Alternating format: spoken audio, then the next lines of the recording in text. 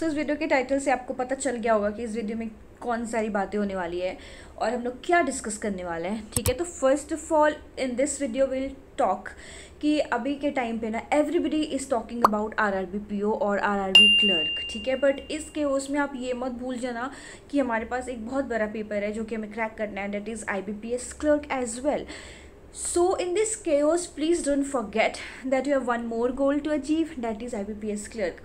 और इसके लिए अलग से कुछ करने की ज़रूरत नहीं है, क्योंकि अगर आपने आरआरबी पीओ लेवल की प्रिपरेशन करी है ना, तो आपका IBPS क्लर्क के लिए स्पेशली रीजनिंग एंड मैथ्स तो ऑटोमेटिकली प्रिपेयर हो रहा होगा. Everybody knows this.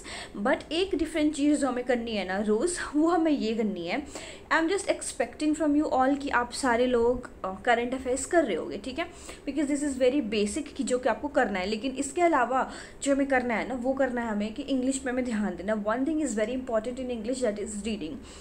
तो रीडिंग सिर्फ और सिर्फ आप अलग से जो करना चाहो ना, तो आप रीडिंग कर सकते हो. रीडिंग करने के साथ साथ एक और इम्पॉर्टेंट चीज़ जो हमें करनी है ना, वो अगर आपको आरसीज पैरा जंबल्स ये सारी चीज़ें आप डेली नहीं लगा सकती हो ना, व्हाट यू कैन डू कि आप सेक्शनल टेस्ट लगा सकते हो, ठीक है.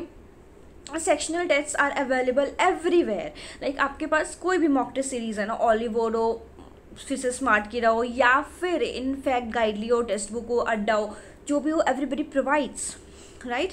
क्योंकि अगर आपने मॉक टेस्ट लिया तो उसमें होगा आपका वो सेक्शनल टेस्ट.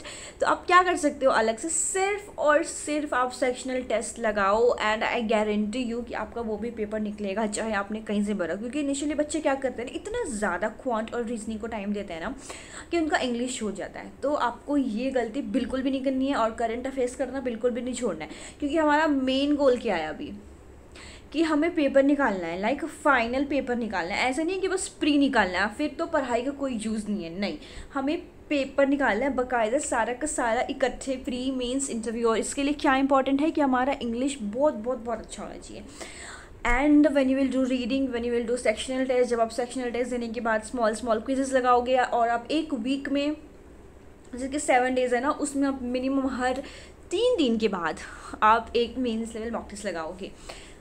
आई नो ये थोड़ा सा अलग है, बट ट्रस्ट मी, जब आप ट्राई करोगे ना, आप देखना आपका पेपर कैसे नहीं निकलेगा. आपके साथ साथ आपकी मेंस लेवल इंग्लिश की भी तैयारी हो जाएगी in the span of 1 month. I am telling you. क्योंकि कुछ हार्ड एंड फास्ट रूल नहीं है यार, रीडिंग से ही, अंडरस्टैंडिंग से ही वो पेपर निकलता है. तो दैट इज़ इट कि please focus on your English. इन सारे भागा दौड़ी में इंग्लिश को भूल नहीं जाना. कम से कम यार 1 से 1.5 घंटा इंग्लिश को देना ही देना है अपने को, ठीक है.